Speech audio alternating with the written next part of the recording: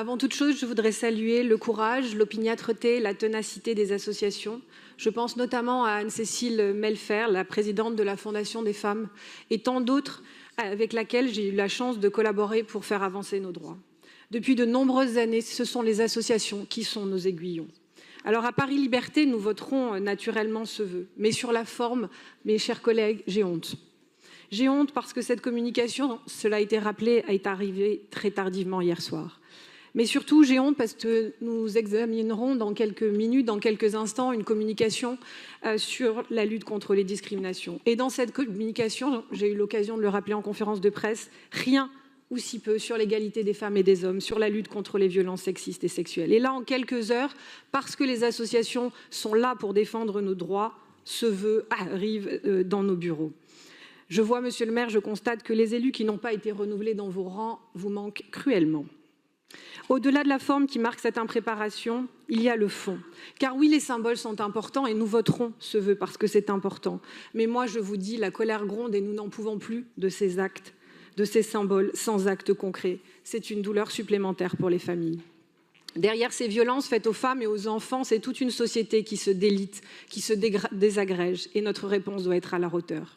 Je rappellerai ici qu'en 2020, le Centre Hubertine Auclair publiait une étude comparée sur le système espagnol qui a mis en place, dès 2004, une loi spéciale globale pour protéger ces femmes et ces enfants.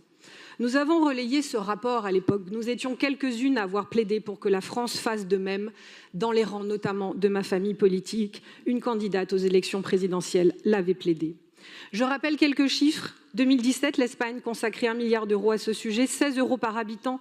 Contre nous en France, 6 €. Alors oui, je suis touchée, amère et triste, comme nous tous ici sur ces bancs. Oui, il faut que l'État aille plus vite, se donne les moyens de réussir. Mais je crois aussi que sur des sujets aussi graves, il faut regarder avec sérieux, rigueur, ce qui a été déjà fait. Création de l'Office central des mineurs de la PJ, création de pôles spécialisés en matière de violences infrafamiliales, élargissement des dépôts de plainte, notamment en ligne. Et ça, c'est grâce aux associations. Création des bracelets anti-rapprochement. Il faut poursuivre ces efforts par des approches systémiques, globales. Cela a été rappelé. Mais je crois surtout que l'État ne peut pas faire, et je suis triste de ne rien avoir entendu de mes collègues juste avant.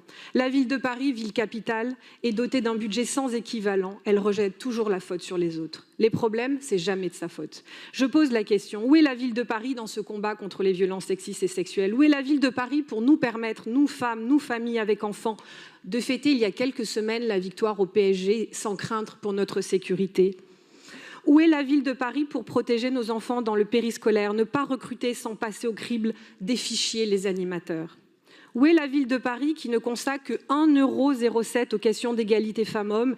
Et encore, je n'ai pas trouvé le budget consolidé pour les violences sexistes et sexuelles. Où est la ville de Paris qui préfère préempter des immeubles plutôt que de dépenser de l'argent pour nous défendre? Nous avons fait des propositions concrètes. Sécurisation de l'espace public, caméras de vidéoprotection et notamment, cela avait été rappelé pendant le débat sur les bois, la protection des bois. 7 000 caméras à Paris, 700 000 caméras de vidéoprotection à Londres. Où est la ville de Paris? Police municipale armée, formée à la lutte contre les violences sexistes et sexuelles. Mon groupe, depuis 6 ans, n'a eu de cesse de le demander. Où sont les chiffres? Combien de policiers municipaux ont été réellement formés? Je ne parle pas d'un PowerPoint, je parle d'une réelle formation avec des associations agréées.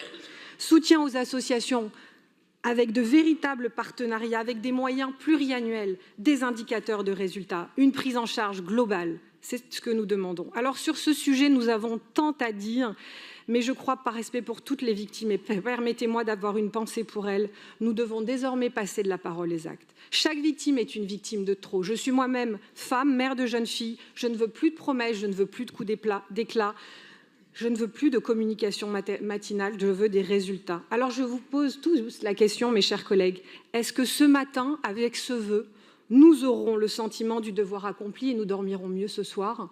Eh bien, j'espère que non. J'espère que non parce que moi, j'aurais préféré, monsieur le maire, j'avais confiance en vous, que vous réunissiez l'ensemble des présidents de groupe. Nous aurions pu travailler main dans la main à un véritable plan avec des mesures concrètes, transpartisans, pour assurer notre sécurité.